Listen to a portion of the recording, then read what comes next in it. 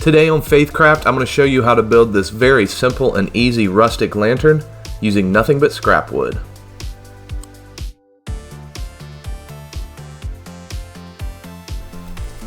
I built this lantern in under an hour this week, and every single cut for the entire project can be made right here on the table saw.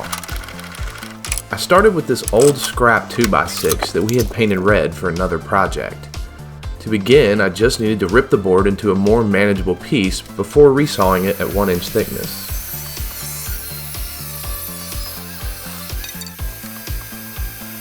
Before moving to the next step, I decided to flip the board and pass it through the table saw one more time to clean up both edges. I initially started to resaw the board with the blade set at a little over half the height of the piece. I cut out the footage. This ultimately ended up jamming my table saw blade a couple times due to some of the knots in the piece and some gummy sections in the wood. I finally decided to make several passes, raising the blade in between each pass, but even this wasn't enough to deal with one final jam up on this last cut. If this happens to you, it's important not to force the cut. Instead, back the piece off if you have to and just run it through at a lower blade height. Now that we have a 1-inch thick piece of wood, we can lower our table saw blade to just over the thickness of our wood, keeping the fence set at 1 inch. This will allow us to rip the pieces and create 4 1-inch by 1-inch sections.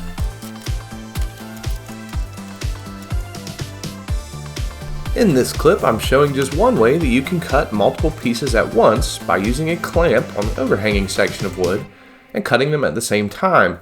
I'm just using a tape measure and speed square to mark my cut lines before passing it through the table saw.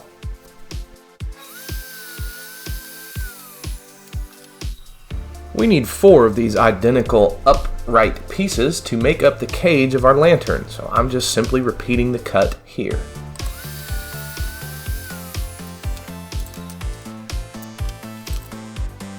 Now that we have our upright sections cut to length, we need to cut the connecting brackets. Here I'm going to show another method for cutting multiple pieces at once. If you watched my last video, you saw that you can use painter's tape as a clamping method when a normal clamp won't fit within the workspace. In this step, I'm showing how you can set up a stop block on your fence to make repeated cuts.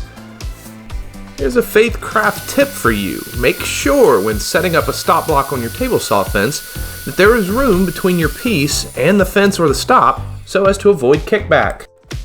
Over at our makeshift assembly table, we can begin putting our uprights together with the connecting brackets.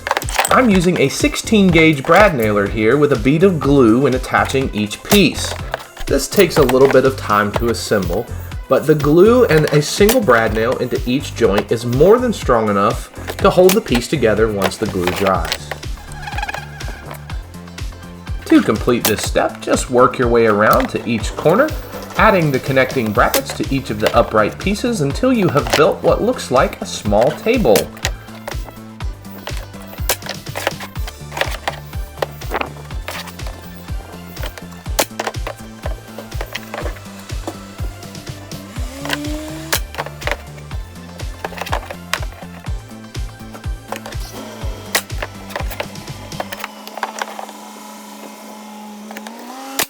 Once you have the miniature table complete, you can add some glue and attach our second frame to the connecting brackets. Once again, I'm just using our brad nailer with a single brad nail in each joint to complete this. Once we have the internal framework of our rustic lantern complete, we can begin to work on the immediate tops and bottoms of the lantern. We're going to do this by taking a 2x10 and just ripping off the edges as we do with most dimensional lumber. Once we've ripped off the edges, we're simply going to use our miter gauge to cut the piece at an 8 3/4 inch square.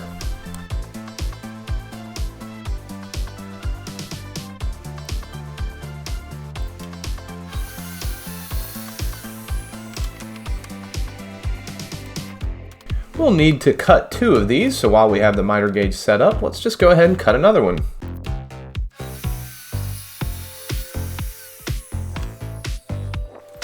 Attaching the top and bottom pieces are the same, so I'm only going to show the film for one of them.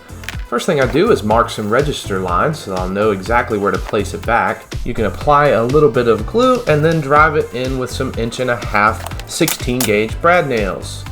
One thing to note, I just did this by eye. You could certainly measure if you liked, but I tried to keep this entire build under an hour. Next, we needed to work on some of the tiers that build up the upper portion of the lantern. I'm just using some scrap wood here to cut a piece that is 7 3/4 inches by 7 3/4 inches. Back at the assembly table, we can apply this once again, just going by eye, using a little bit of glue and some brad nails.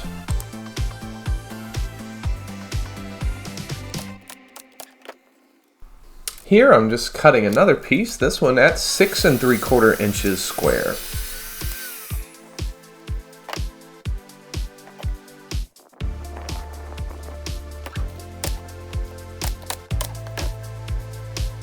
For the next tier on the top, I began by cutting a 6-inch square, turning off my table saw, and then adjusting the blade to cut a 30-degree bevel. I then adjusted the fence to 5 3/4 inches square, and ran the piece through on all 4 sides, giving us a nice beveled cap. I'll attach the cap using the same method as before with a little bit of glue and some brad nails.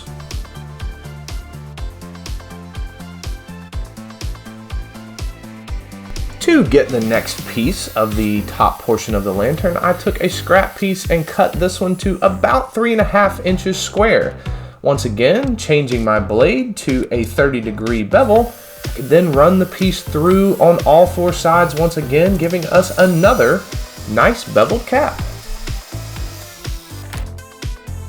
To attach this beveled piece, I applied a little bit of glue and went to drive it in with the brad nailer. However, I wanted to make sure that my nails were long enough, so a simple check of the nail depth versus the piece of wood ensured that I was safe. For the topmost piece of the lantern, I played around with a few different sizes until ultimately landing on what you see pictured here. In this shot, I'm just chucking up a pretty small drill bit and just running through the entirety of the piece. This is going to give us the hole we need to place our wire. If you don't have a drill press, you can certainly do this by hand.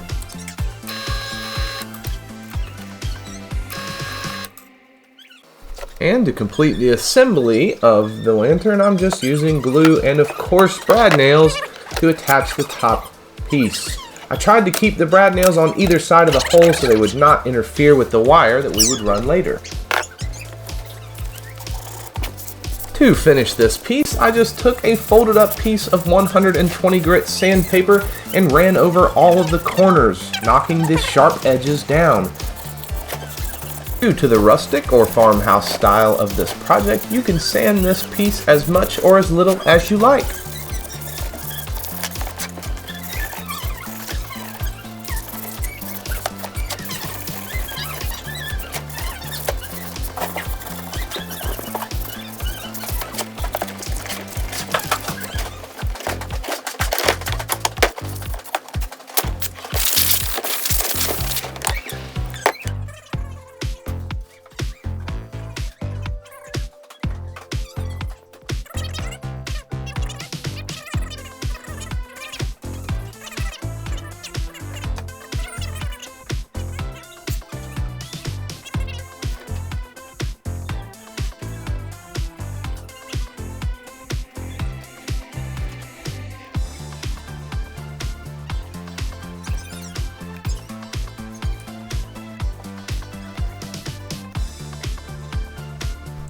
To complete the rustic look of the lantern, I'm using some classic gray penetrating stain and simply going over the white paint, wiping it off before moving to the next side. If you watched the previous video, you'll notice I use this same technique to give anything that you have painted a nice aged look.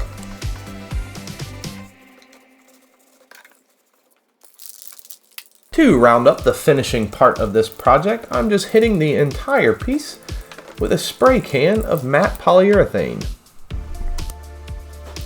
And to fully complete the project, I am taking inspiration from a couple of bracelets that my wife had, using a double hook system to complete the ring on the top of the lantern.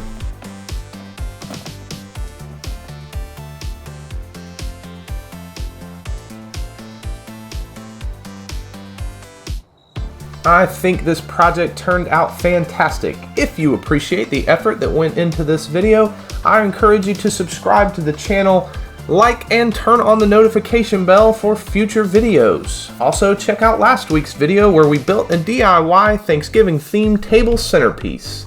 As always, may God keep you and bless you, and I'll see you next time.